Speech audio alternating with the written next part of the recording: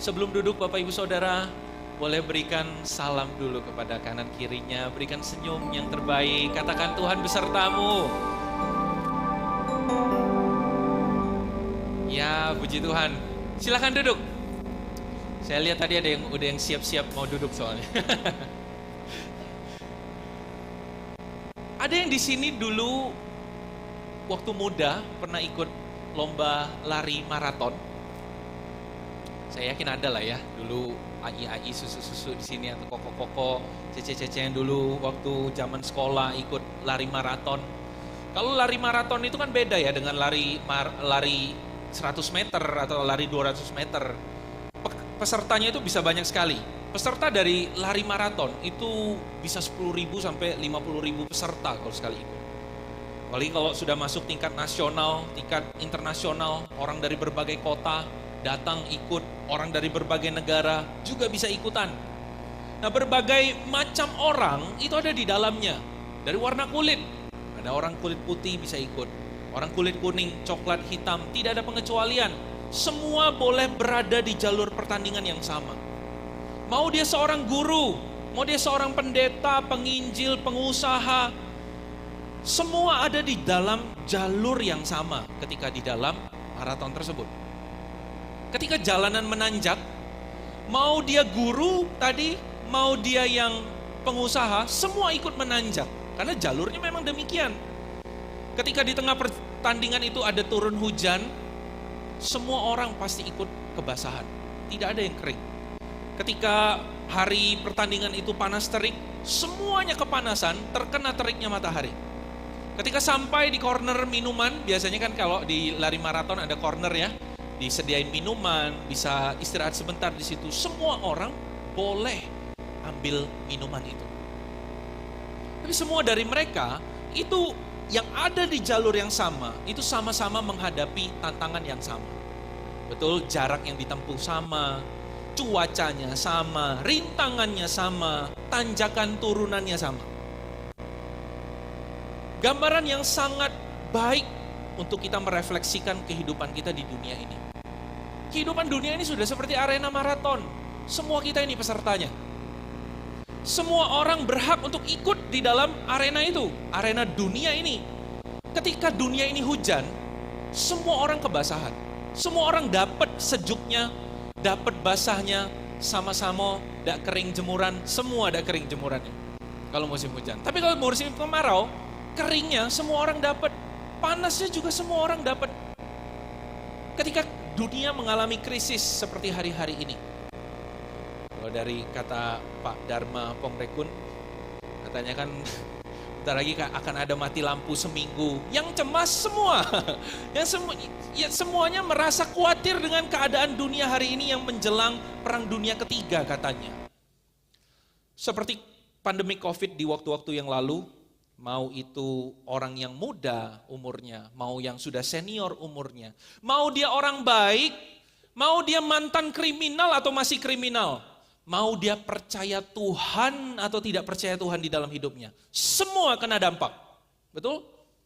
Mau yang hidupnya fisiknya lebih kuat, zaman pandemi kemarin semua punya resiko sakit.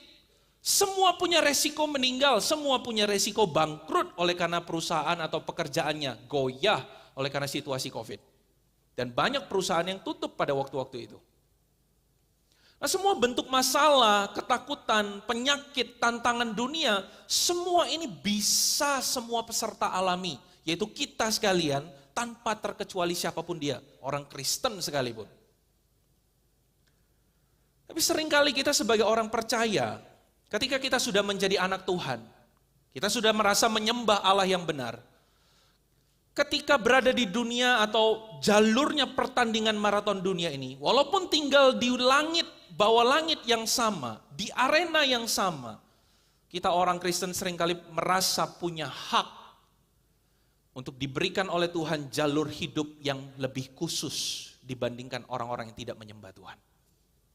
Kita beranggapan bahwa orang-orang Kristen seharusnya hidupnya lebih mudah. Orang Kristen seharusnya hidupnya lebih jauh dari masalah. Kita merasa kita punya hak sebagai anak Tuhan, diberi jalur yang lebih lancar, lebih khusus daripada orang-orang pada umumnya. Maka kita ketika masalah terjadi, kita merasa itu adalah sesuatu yang tidak seharusnya terjadi. Ketika masalah terjadi, sakit penyakit menimpa kita langsung berpikir apa? Kayaknya aku kurang iman. Karena kalau imanku baik, gak mungkin kayak gini. Kita langsung mengevaluasi, oh jangan-jangan aku kurang berdoa. Sebab di dalam pikiran kita, jadi anak Bapa Surgawi, itu harusnya tidak kena musibah. Kita seringkali secara tidak tertulis dan secara tidak terkatakan, kita merasa anak Bapa Surgawi itu kebal dari sakit penyakit dan kebal dari kanker. Kita kebal dari tekanan, tapi apakah benar demikian? Apakah benar ketika kita ikut Yesus, kita kebal dari masalah, kebal dari kesusahan? Pertanyaannya, Yesus mana itu yang kita ikuti? Sebab di dalam Alkitab tidak sedikit Bapak Ibu Saudara, bahkan hampir semua tokoh-tokoh yang dimention atau dipanggil oleh Alkitab sebagai orang benar, orang beriman, pelayan Tuhan, sahabat Allah, itu hidupnya tidak jauh dari kesusahan, tidak jauh dari musibah. Musibah yang sama yang diderita oleh orang fasik juga bisa diderita oleh orang benar. Bukankah itu yang dikatakan oleh pengkhotbah? Bahkan seorang nabi sekalipun seperti Elia itu tidak luput dari yang namanya kesusahan di tengah dunia ini. Elia adalah seorang nabi besar di dalam sejarahnya umat Israel. Elia sangat dipandang hormat, bahkan sampai hari ini banyak orang Israel bernama Elijah, banyak orang Indonesia juga bernama Elia, Elisa. Orang-orang yang terpandang terhormat. Sebab mereka adalah seorang pelayan Tuhan di masa itu, masa ketika Salomo sudah mati, Nabi Elia dipanggil oleh Tuhan melayani di tengah Israel ketika Israel dikotori oleh ajaran penyembahan berhala kepada dewa Baal. Israel pada waktu itu orang budaya okultismenya sangat kuat. Waktu itu ada 450 nabi kan ceritanya yang melawan kepada Elia seorang diri. Dan cara mereka menyembah dewa Baal itu mengerikan sekali Bapak Ibu. Kalau kita di sini bernyanyi, memuji Tuhan, bermain musik, di sana mereka mau menyembah Tuhan, sayat-sayat badan. Kalau di Kalimantan kayaknya masih banyak tuh yang kayak gitu ya. Dia sayat-sayat badan. Orang Israel diajarkan apa itu yang namanya mengorbankan anak-anak mereka yang dipersembahkan kepada dewa Baal. Dan dalam waktu yang panjang mereka itu meninggalkan Tuhan. Tuhan hukum mereka pun mereka tidak berbalik kepada Tuhan. Dan Elia berdiri di tengah-tengah zaman seperti itu. Dan membela nama Tuhan. Dan dia lawan 450 nabi Baal itu. Ingat kisahnya ya, ketika api turun dari langit membakar persembahannya Elia pada waktu itu. Sehingga orang Israel itu melihat dan takjub. Dan mau kembali kepada nama Tuhan dan menyembah Tuhan Allah Israel. Tetapi di balik semua itu Bapak Ibu, ada satu tokoh, ada satu orang yang tidak senang dengan apa yang Elia lakukan, menyembah nama Tuhan atau mengembalikan nama Tuhan di tengah-tengah Israel, yaitu Isabel. Betul, ada yang bisik-bisik tadi bilang Isabel, betul. Isabel ini Bapak Ibu adalah istri dari Raja Ahab, raja orang Israel waktu itu. Ibaratnya ini pemimpin negerinya, istrinya itu adalah pelopor, pembawa, dan sponsor dari ajaran Dewa Baal pada waktu itu. Ajaran Dewa Baal bisa masuk ke Israel, salah satunya juga karena wanita Isabel ini. Maka ketika Isabel tahu dari laporan Raja Ahab bahwa Elia itu membasmi 450 nabinya, maka Elia dikatakan di dalam firman Tuhan yang kita baca ini, maka Isabel menyuruh seseorang suruhan mengatakan kepada Elia, beginilah kiranya para Allah menghukum aku, bahkan lebih lagi daripada itu, jika besok kira-kira pada waktu ini aku tidak membuat nyawamu sama seperti nyawa salah seorang dari mereka itu. Artinya, Isabel mau membunuh Elia sama seperti Elia membunuh para nabinya pada waktu itu. Ketika didengar hal itu oleh Elia, Alkitab katakan respon Elia itu takut Bapak Ibu. Maka takutlah Elia lalu bangkit dan pergi menyelamatkan nyawanya. Artinya dia melarikan diri dari Isabel. Mengapa ya? dari Elia yang digambarkan gagah berani menjadi penakut dan pergi menyelamatkan diri ketika disegak oleh Isabel. Alkitab katakan Elia seorang diri pergi ke padang gurun, dia meninggalkan bujangnya di sana di ayat yang keempat. Lalu dia pergi ke padang gurun 1 hari perjalanan lamanya. Dan sampai di gurun itu dia duduk di bawah satu pohon Bapak Ibu. Dikatakan pohon arar. Pohon yang berdiri di tengah-tengah padang gurun yang gersang. Lalu di sana dikatakan Elia berdoa kepada Tuhan ketika dia duduk di bawah pohon. Apa yang Elia doakan? Apakah Elia berdoa, Tuhan tolong selamatkan nyawaku. Tolong lindungi aku dari Isabel, aku mau dibunuh oleh seseorang. Tolong aku kirim malaikatmu kek atau apa kek. Seharusnya Elia bisa berdoa demikian. Meminta pertolongan kepada Tuhan. Tetapi justru Alkitab perlihatkan Elia berdoa, cukuplah itu, kata Elia. Sekarang ya Tuhan, ambillah nyawaku, sebab aku ini tidak lebih baik daripada nenek moyangku. Satu nada yang benar-benar putus asa. Elia tidak meminta pertolongan, Elia tidak berdoa meminta malaikat melindungi dia, tetapi Elia minta nyawanya diambil. Atau dengan kata lain, Elia berdoa minta mati.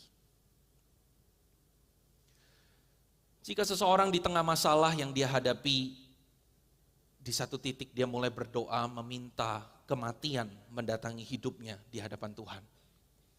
Atau sudah berpikir adalah lebih baik untuk aku mengakhiri hidupku di tengah-tengah masalah ini. Itu tanda Bapak Ibu, bahwa orang itu sudah benar-benar putus asa. Mungkin pernah kita lalui, mungkin pernah doa seperti ini kita ucapkan. Dari doanya pun kita tahu Elia tidak dalam keadaan yang baik pada waktu itu. Kok bisa ya, sekali lagi. Bagaimana mungkin Elia yang digambarkan sosok gagah berani melawan 400 orang lebih itu, sekarang menjadi Elia yang penakut dan menyembunyikan dirinya. Dalam kitab Yakobus, di dalam perjanjian baru, Yakobus pernah menuliskan satu pandangan yang cukup baik untuk membahasakan siapa itu Elia. Yakobus berkata, Elia adalah manusia biasa seperti kita. Yakobus gak berhenti pada Elia adalah manusia biasa, titik. Enggak. Elia adalah manusia biasa seperti kita. Orang-orang di dalam ruangan ini dan orang-orang sepanjang masa. Artinya Elia itu di tengah kehebatan pelayanan dia. Ketika orang-orang memuja-muja dia, mengingat namanya sepanjang masa, dia tetap bukan manusia setengah malaikat. Dia tetap tidak kebal dari rasa takut. Dia tetap tidak kebal dari kesusahan. Imannya itu bukan seperti mesin, terus stabil kalau digas. Tetapi dia itu tetap manusia biasa, seperti kita, engkau dan saya. Kita bisa punya rasa takut, Bapak Ibu. Kita bisa punya rasa cemas, kita bisa khawatir, kita bisa depresi, kita bisa putus asa, kita bisa menyerah.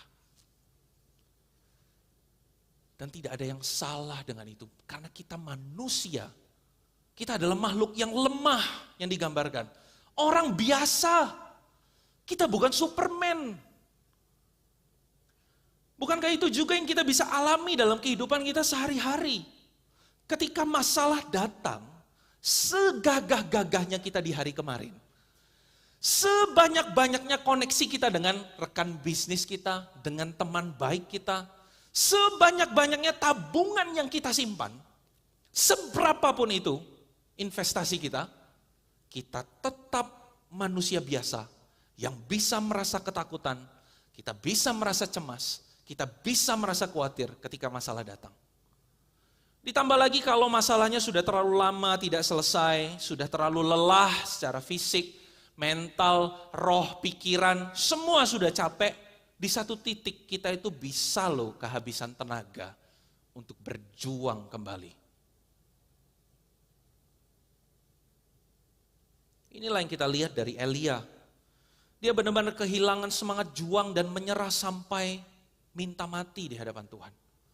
Orang kalau sudah mau bunuh diri, itu bukan cuma sekedar gak mau hidup. Bukan karena dia tidak mencintai hidup. Tapi karena dia mau lepas dari masalah itu. Kematian itu solusi instan untuk lepas dari masalah. Ketika seseorang mau mati, bukan dia nggak mau untuk lagi menikmati hidup. Tapi dia sudah lihat kehidupannya sudah tidak nikmat. Dia bukan tidak mencintai hidup, tetapi dia membenci masalahnya. Setelah mengatakan, aku ingin mati, kata Elia, lalu di ayat kelima dikatakan, sesudah itu ia berbaring dan tidur, Bapak Ibu. Lihat, Elia tidur di bawah pohon arar itu. Setelah berdoa minta mati di hadapan Tuhan, Elia katakan, Alkitab katakan Elia tidur. Mungkin karena terlalu lelah. Sudah sehari perjalanan jauhnya masuk ke padang gurun. Oke, lelah secara fisik mungkin. Tapi juga terkesan seperti setelah minta mati, Elia tidur. Bukankah ini seolah berharap-harap bangun-bangun sudah di surga? Iya kan? Bangun-bangun masalah udah selesai. Karena doanya Elia ini Bapak Ibu nggak main-main. Dalam kitab Yakobus pun tadi ketika nama Elia itu dikutip, itu berbicara tentang doa dan iman. Karena Elia ini punya teladan dalam hal doa dan iman. Israel sudah kekeringan bertahun-tahun, bisa turun hujan lagi, itu doanya Elia minta hujan. Tuh Elia minta doa sama Tuhan, akhirnya hujan setelah bertahun-tahun kering. Ini artinya mungkin Elia pede. Pikirnya Tuhan mendengarkan perkataan dia, doanya, maka dia tidur, bangun-bangun sudah ketemu Yesus. Maunya ya gitu. Kita juga kadang-kadang kan gitu kan ya. Kita sudah berdoa semalam suntuk dengan Tuhan, berkeluh kesah, kita minta Tuhan tolong, lalu kita tidur. Bangun-bangun kita berharap cicilan sudah lunas. Ya. Kita tidur, bangun-bangun sudah berharap suami mau ke gereja. Istri bertobat, dan lain sebagainya. Kita berharap bahwa ada solusi nih yang Tuhan kasih. Tapi sekarang kita lihat apa respon Tuhan. Ya, di dalam cerita ini lengkap nih dikasih. Ada respon Tuhan kepada Elia yang sedang putus asa pada waktu itu. Ketika Elia berkata, aku menyerah Tuhan, cukuplah itu, ambillah nyawaku, dan dia tidur. Kita baca secara penuh kisah ini kalau berulang-ulang, kita tidak akan menemukan tanda-tanda bahwa Tuhan itu menolak rasa takut, menolak keputusasaan Elia, dan berkata, cak itu benyerah kau nih. Waya-waya Isabel be kau takut. Ma ini be kau loyonian sudah. Ayo semangat, bangun. Gak ada Bapak Ibu. Tuhan itu tidak menolak pertama-tama. Tidak ada penolakan terhadap doa keputusasaan Elianya. Tetapi Alkitab langsung katakan, tiba-tiba ya, seorang malaikat menyentuh dia serta berkata kepadanya, bangunlah, makanlah. Kata tiba-tiba di situ Bapak Ibu. Itu bukan berarti tiba-tiba muncul, bukan. Tapi dengan segera, sesaat sesudah Elia berdoa, ada malaikat yang datang menyentuh dia serta berkata, bangunlah dan makanlah. Malaikat itu datang kepada Elia, bukan cuma sekedar datang nemenin. Yo sabar bae, inilah hidup. Enggak, tapi malaikat datang bawa roti bakar Bapak Ibu. Lihat, malaikat itu datang bawa roti bakar dan kendi berisi air. Makanya dia bilang bangunlah dan makanlah. Bangun dulu, ayo. Terus makan roti yang sudah kubawa itu. Lalu Elia beneran bangun, dia makan, dia minum, switch lagi, bobok lagi deh. Untuk kedua kalinya setelah makan, Elia tidur lagi. Nah, di fase tidur Elia yang kedua ini, kita perhatikan. Alkitab tidak lagi menulis atau sekedar menulis malaikat atau seorang malaikat menyentuh Elia. Tetapi lihat di ayat yang ke-7. Seorang malaikat Tuhan datang untuk kedua kalinya dan menyentuh dia. Apa bedanya Bapak Ibu? Antara malaikat dengan malaikat Tuhan. Kayaknya dua-duanya sama-sama kudus kedengerannya. Ya kan? Soalnya kayak sepintas gak ada perbedaan. Tetapi kalau kita cermati dalam penulisan kitab Perjanjian Lama, di dalam kisah-kisah orang Israel, ketika Tuhan menunjukkan kehadirannya atau memperlihatkan kuasanya di hadapan orang banyak secara komunal di depan orang Israel sekali banyak dari Gunung Sinai atau di tengah perjalanan padang gurun. Tuhan seringkali hadir melalui fenomena alam yang fenomenal. Ya, guntur, awan gelap, petir menyambar-nyambar, angin kencang, gunung yang bergoncang. Fenomena alam itu selalu menjadi alatnya Tuhan untuk menunjukkan kehadiran Dia di tengah-tengah umatnya. Tetapi ketika Perjanjian Lama memperlihatkan kisah di mana Tuhan mendatangi seseorang secara personal, secara pribadi, secara empat mata, Alkitab selalu menuliskan, atau kebanyakan, tidak semua, kebanyakan memberikan satu keterangan bahwa malaikat Tuhan itu hadir. Malaikat Tuhan menampakkan diri.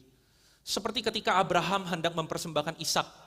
Ya, ketika Abraham sudah mau mempersembahkan Ishak, lalu tiba-tiba ada suara kan, "Stop Abraham, aku udah melihat betapa engkau setia dan betapa engkau beriman." Suara itu bukan datang dari malaikat biasa. Tetapi Alkitab tuliskan itu malaikat Tuhan datang secara personal menghadap kepada Abraham dan berbicara. Dan menariknya, Abraham tidak menjawab, "Ya malaikat, siap malaikat." Enggak. Tapi Abraham memakai kata Tuhan. Ya Tuhan. Sama seperti di gambar ini. Ini kisahnya Musa kan. Ketika Musa mendapatkan panggilan dari Tuhan, dari api yang ada di semak duri yang tidak terbakar itu, Alkitab tuliskan malaikat Tuhan mendatangi atau menampakkan diri kepada Musa. Dan malaikat Tuhan, Musa juga tidak menjawab, "Oke malaikat, siap malaikat, aku akan lakukan perintah malaikat." Enggak, tapi dia menjawab, "Ya Allah." Maka dari sini kita bisa menyimpulkan bahwa kehadiran Tuhan itu dinyatakan secara personal melalui kehadirannya dalam rupa malaikat Tuhan. Dalam kisah Elia ini pun, Alkitab menuliskan yang hadir itu dari sejak awal itu ada penekanan. Awalnya memang ditulis seorang malaikat, yang kedua ditekankan lagi itu malaikat Tuhan untuk menegaskan bahwa yang datang sejak awal, yang hadir menyentuh sejak awal, yang bawa roti bakar dan kendi itu dari awal, itu adalah malaikat Tuhan atau Allah itu sendiri yang hadir bersama-sama dengan Elia.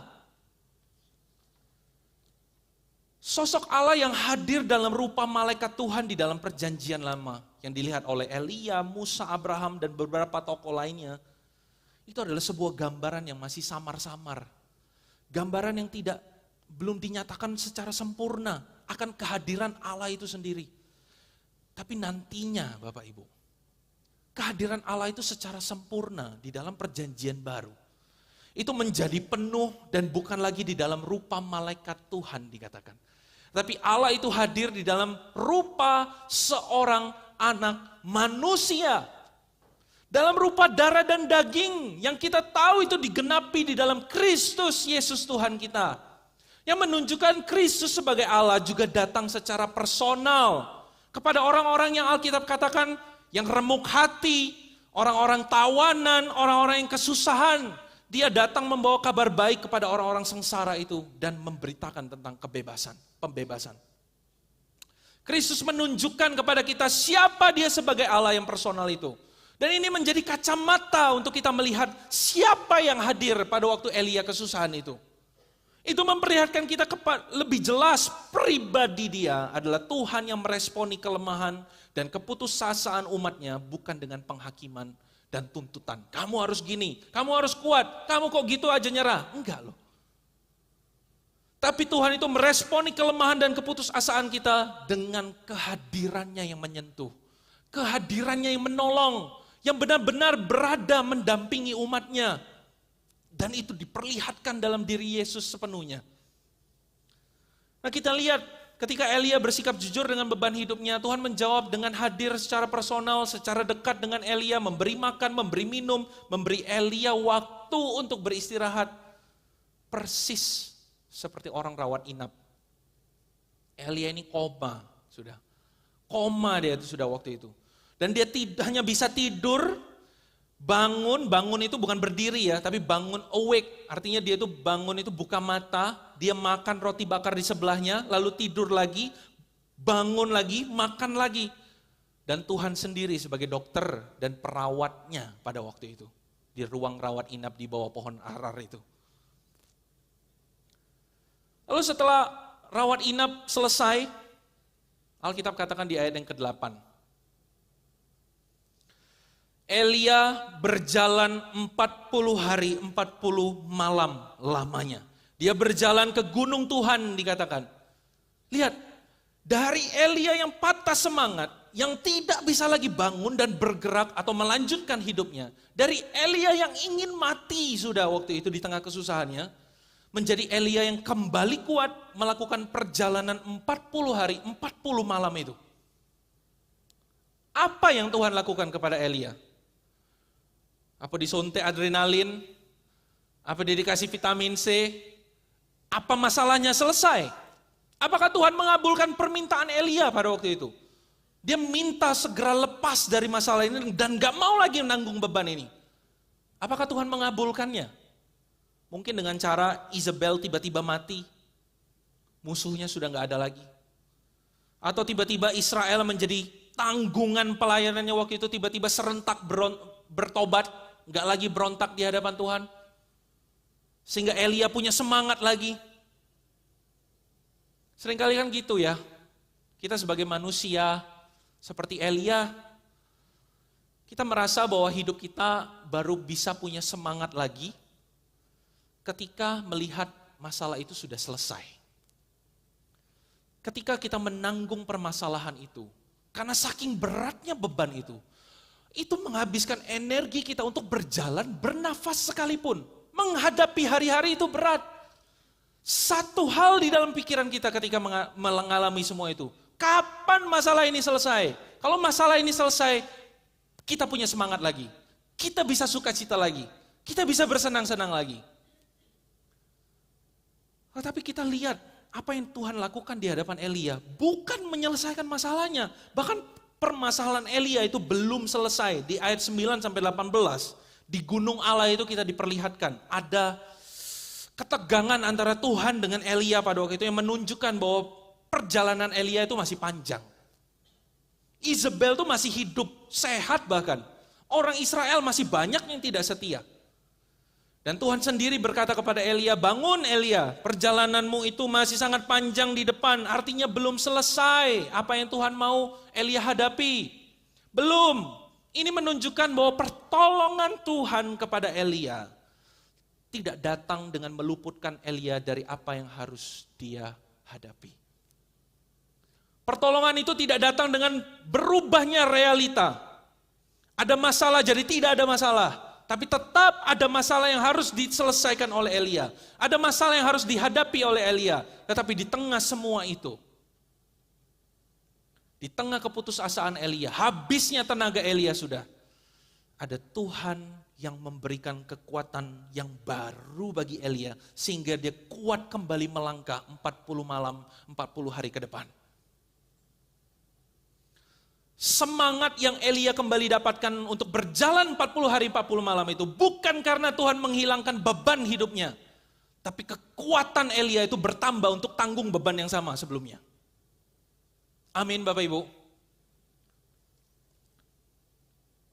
Pada tanggal 6 November 2022, sekitar berarti 3-4 tahun yang lalu, di New York itu selalu ada acara tahunan lari maraton ya, ajang maraton sedunia lah. Orang-orang dari manapun bisa ikut, yang disebut sebagai NYC Marathon. Di dalam acara itu ada satu orang yang jadi sorotan publik.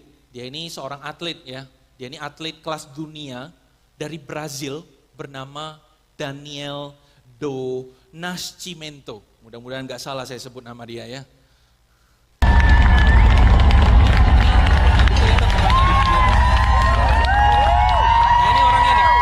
Nah, di tag nih ya, Daniel do Nascimento. Sudah biasa ikut lari maraton. Ini kan kita lihat dia lari seorang diri, lalu di belakangnya nggak ada siapa-siapa kan. Orang ini sejak dari garis start awal, dia berdiri di garis paling depan, dia lari secepat mungkin, memimpin barisan jauh di depan peserta lainnya. Maka dia ini menjadi orang yang mencolok sekali di para penonton, di antara para penonton. Karena pace larinya itu mencapai rekor. Bahkan memecahkan rekor orang maraton. Jadi waktu itu dia lari sekencang-kencangnya, memimpin barisan ke depan. Tetapi Bapak Ibu, setelah 1 jam 40 menit berlalu, Daniel ini ditemukan terjatuh dan tergeletak. Itu dia ya, yang celana ungu ini. Kameramen tuh ngedapetin dia tiba-tiba stop, nyampa, tegoleng dia di pinggir jalan. Itu dia tuh. Lalu segera sesudah itu ada tim medis datang, mendatangi dia dan ngecek kesehatannya, lalu diputuskan Daniel tidak bisa lagi melanjutkan pertandingan sampai selesai. Diberi minum sekalipun gak bisa, karena harus dilarikan ke rumah sakit terdekat sebab ia mengalami dehidrasi berat, Bapak Ibu. Ini atlet Bapak Ibu, sudah biasa dia ini ikut maraton, sudah berkali-kali, ini bukan maraton pertamanya. Ini memang atlet, memang sudah dilatih demikian, punya stamina yang baik, punya kekuatan dia untuk melakukan pertandingan itu. Tapi di tengah jalan, kolaps dia. Nah di pertandingan yang sama, di NYC Marathon 2022, di momen yang sama, ada satu sosok lagi yang lebih menjadi sorotan publik. Yaitu ada seekor bebek bernama Wrinkle. Dia juga mengikuti acara ini bersama dengan tuannya, Bapak Ibu. Ini bebek maraton guys. Maraton ini 42 km jaraknya. Dan ini bebek ikut lari dia di jalur itu, di pertandingan itu. Tapi dia tidak sendirian. Ajaib kalau bebek ini datang sendirian. Dia bersama dengan tuannya yang pakai topi putih. Nah itu tuh orang. Jadi di acara ini, tuannya ini bawa dia untuk ikut jadi peserta di dalam maraton itu. Namanya Wrinkle Bapak Ibu. Kalau cek di YouTube-nya, ternyata dia ini bukan sekali 2 kali ikut maraton. Bukan cuma di 2022 ini. Banyak dia ikut maraton bebek ini.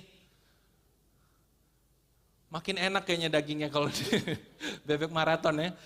Nah ini bebek ini dikasih sepatu. Kalau kita lihat ya, ini merah-merah ini bukan karena ledes kena aspal Bapak Ibu. Tapi ada sepatu, ada alas kaki bebek. Saya baru tahu ada sepatu bebek. Bebek itu dikasih sepatu. Jadi waktu dalam perjalanan, kalau Wrinkle sudah mulai lelah, itu lihat mulai digendong. Oh dikasih foto sama orang-orang peserta lain yang melihat Wrinkle ini menarik juga nih, ada bebek ikut maraton. Terus diberi minum, ya tadi dalam scene-nya, dalam video tadi kita lihat dia diberi minum oleh tuannya. Badannya kadang-kadang dibasahi juga, karena mungkin pada waktu itu bukan cuma dingin, tapi kering. Ya. Dan dalam perjalanan itu, ada waktunya Wrinkle itu jalan kembali. Gak digendong terus, tapi dia jalan lagi. Sudah mulai bisa jalan lagi, dia jalan, udah mulai lelah digendong lagi. Sudah mulai pulih lagi, dikasih lagi jalan. Dari matahari masih ada bersinar, sampai matahari sudah terbenam Bapak Ibu. Menjelang malam, akhirnya Wrinkle bebek mencapai garis finish. Ini bebek menyelesaikan pertandingan maraton pada tahun 2022 di New York City Bapak Ibu. Dan ya semua orang merayakan garis finish itu ada di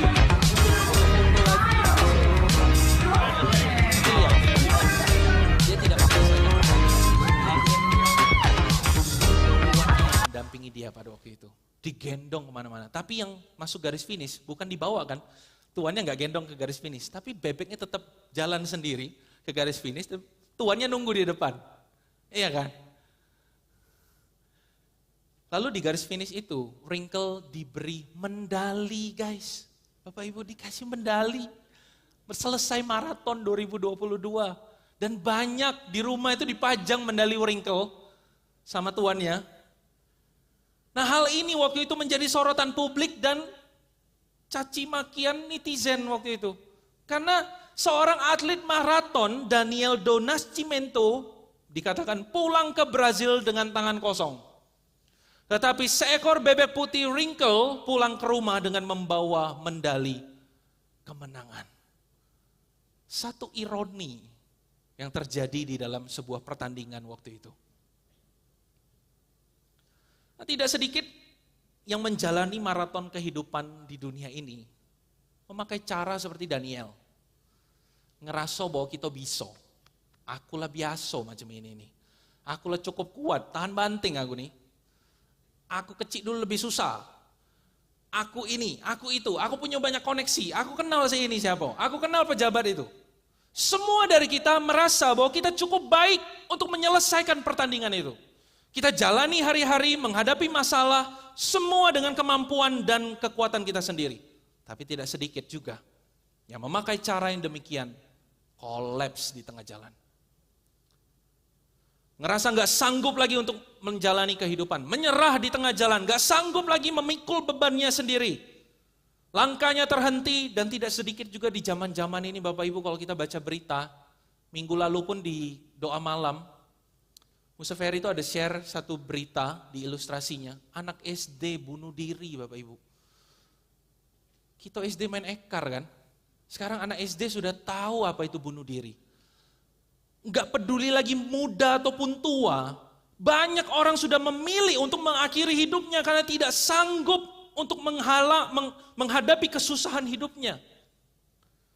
Tapi di dunia yang sama, di pertandingan yang sama, di arena yang sama, itu ada orang-orang yang berhasil mencapai garis kehidupan atau garis finish kehidupan maratonnya, menyelesaikan pertandingan kehidupannya, bukan karena kekuatannya, bukan karena kehebatan atau kemampuannya, tapi karena pertolongan Tuhan pemelihara hidupnya.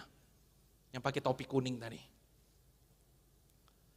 Di tengah lintasan pertandingan itu, dia juga mengalami kesusahan, dia juga mengalami tantangan sama seperti peserta lain.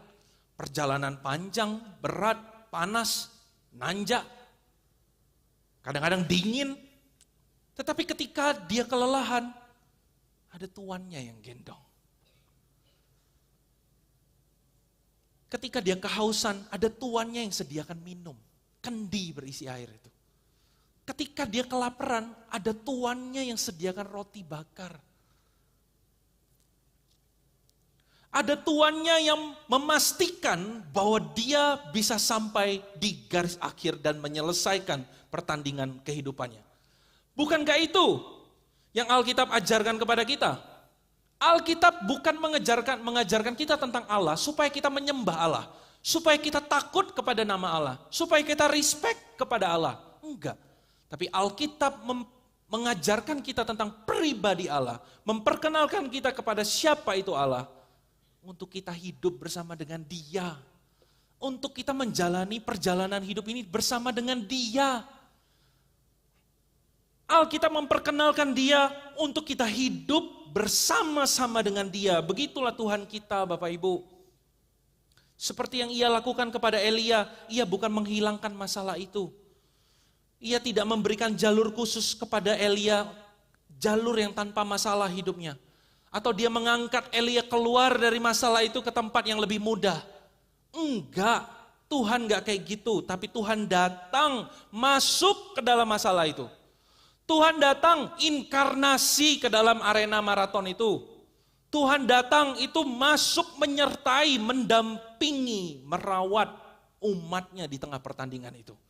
Dan memastikan umatnya bisa selesai sampai garis finish. Tuhan itu tidak seperti orang tua yang memanjakan anaknya Bapak Ibu. Saya ini kan sedikit banyak, lebih banyak teman-teman yang berprofesi guru. Ya, entah di sekolah, di rumah pun istri saya guru. Ya, teman-temannya juga guru. Saya seringkali dapat cerita, cara orang tua hari-hari ini mendidik anak itu beda dengan zamannya kita, Bapak Ibu ataupun zamannya saya. Zaman-zaman sekarang ini kalau dibahasakan, orang tua itu seringkali ngomong sama anaknya, kamu tenang, Jangan takut, ada papa mama yang urus galo-galonya. Kau duduk diem ada papa mama yang urus. Kalau anaknya ujian mulai takut, aduh ma aku tidak bisa, aduh ujiannya susah. Mamanya akan jawab, tenang, nanti mama akan ngobrol sama Lause. Mama akan datang ke sekolah, mama ngomong sama Lause, ujiannya mudah-mudah aja. Nanti mama yang akan datang ke Lause, mama tanya kisi-kisi nanti. Mama tanyain soal ujiannya. Kalau anaknya dibully, papanya akan jawab, kau tenang, mano yang bully kau? Kayak papa yang jita kepalanya. Kayak papa yang marahin wong itu. Seringkali anak-anak itu dijauhkan dari masalah, gak boleh kena masalah, jangan menghadapi masalah. Lama-lama, anak tuh gak pernah tahu bagaimana menyelesaikan masalahnya sendiri. Nah Tuhan tuh gak begitu. Seringkali kita menganggap Tuhan itu mau memberikan kita hidup yang mudah kan. Hidup yang lebih mudah kan, dibandingkan orang-orang yang tidak menyembah atau mengenal Dia. Enggak, Tuhan tuh enggak begitu. Tuhan enggak pernah lo ngomong sama Daud, tenang Daud, aku yang urus Goliat. Kau duduk diem Enggak. Tuhan mau Daud menghadapi Goliat itu. Hadapi Goliat itu, aku menyertai engkau. Tuhan yang berkati batu bukan ya. Maksudnya Tuhan yang kasih kekuatan untuk dia ngelawan Goliat itu. Tuh, lihat ya kisah Daniel. Daniel pun tidak diluputkan dari gua singa, Bapak Ibu. Waktu dia mau dilempar ke gua singa, Tuhan kasih Daud ke gua singa. Tuhan gak bilang lari dari gua singa itu, enggak, hadapi singa itu. Aku yang tutup mulut-mulut singa itu. Tuhan mau umat-umatnya itu menghadapi masalah yang sedang mereka hadapi. Ketika Tuhan meminta Musa untuk berhadapan dengan Firaun, Tuhan gak bilang, kaki aku, pacar aku yang ngurusnya. Firaun tuh kaget pacar aku yang ngurusnya. Enggak, Tuhan minta Musa yang turun tangan, masuk ke istana Firaun, datang ke hadapan tata Firaun dan bicara. Aku yang akan mengubah tongkat itu jadi ular. Aku yang akan mendatangkan tulah. Tapi ada sesuatu bagian di mana Tuhan mau kita sebagai umatnya yang lakukan part itu. Maka Tuhan kita itu tidak menjauhkan kita dari pertandingan yang sedang kita hadapi hari ini. Tapi dia masuk ke dalamnya Bapak Ibu. Saya nggak tahu hari ini Goliat sebesar apa yang Bapak Ibu sedang hadapi. Nggak tahu sekarang hari-hari ini, apakah Bapak Ibu sedang berada di gua singa, gua macan, gua cita, atau lain sebagainya. Siap dimangsa atau merasa ketakutan. Tapi ingat, Tuhan itu berada di dalam sana bersama dengan kita. Dia inkarnasi masuk ke dalam dan memastikan kita mampu melewatinya. Sebab pertandingan hidup ini Bapak Ibu tidak bisa diselesaikan oleh siapa yang kuat. Bukan tentang siapa yang kuat di antara kita. Kita bisa tanding pancu kuat-kuatan.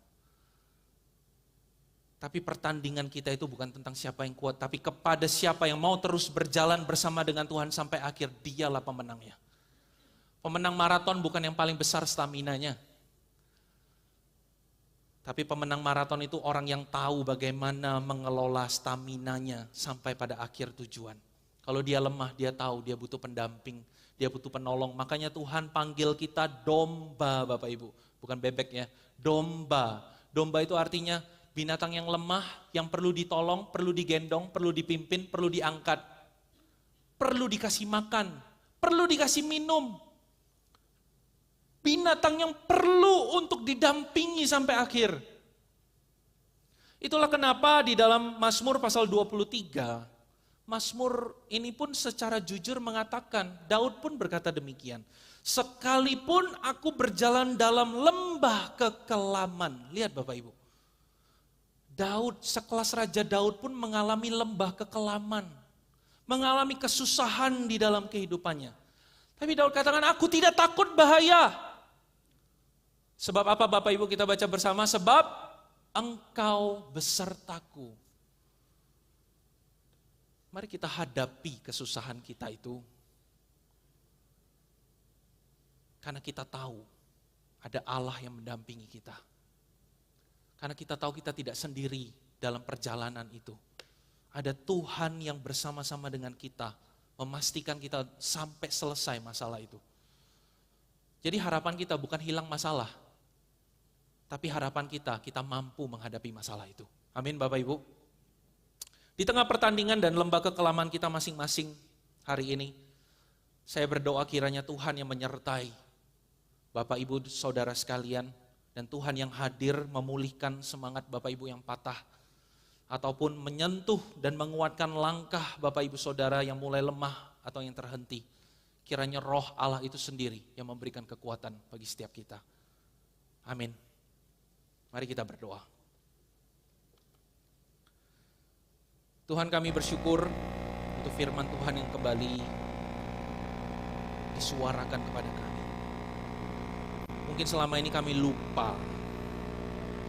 Di tengah masalah yang kami hadapi itu membuat ingatan kami itu menjadi tidak baik tentang siapa Allah kami.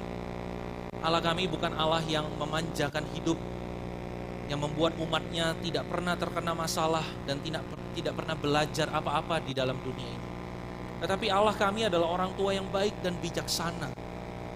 Kami tahu di tengah kesusahan yang Tuhan izinkan terjadi, mungkin karena kesalahan orang lain atau kesalahan kami sendiri, dosa kami sendiri yang kami tanggung sehingga akibatnya kami harus hadapi. Tapi kami tahu di tengah semua itu ada Tuhan yang hadir bersama dengan kami, di samping kami, memperlengkapi, memampukan dan memberikan apa yang kami butuhkan. Tuhan, biarlah arah pandangan mata kami bukan lagi melihat kapan masalah ini selesai, tapi biarlah mata kami tertuju kepada Kristus yang berjalan lebih dulu di depan kami, yang memastikan bahwa perjalanan kami akan selalu bisa terlewati, walaupun ada banyak keringat, ada banyak tangisan, ada banyak cucuran darah mungkin. Tapi kami tahu bahwa kami akan mampu melewati semuanya. Di garis finish itu ada Tuhan Yesus yang sudah menantikan kami dan memberikan kami satu kemuliaan yang menjadi pengharapan kami nanti di masa yang akan datang. Ketika Kristus datang kedua kali, ada pengharapan bahwa kami akan lepas dari segala kesusahan di dunia ini. Biarlah di masa-masa sulit yang masih Tuhan izinkan kami boleh hadapi hari ini, biarlah kami mampu melaluinya semua ya Tuhan. Thank you. Di dalam nama Tuhan Yesus kami berdoa. Amin.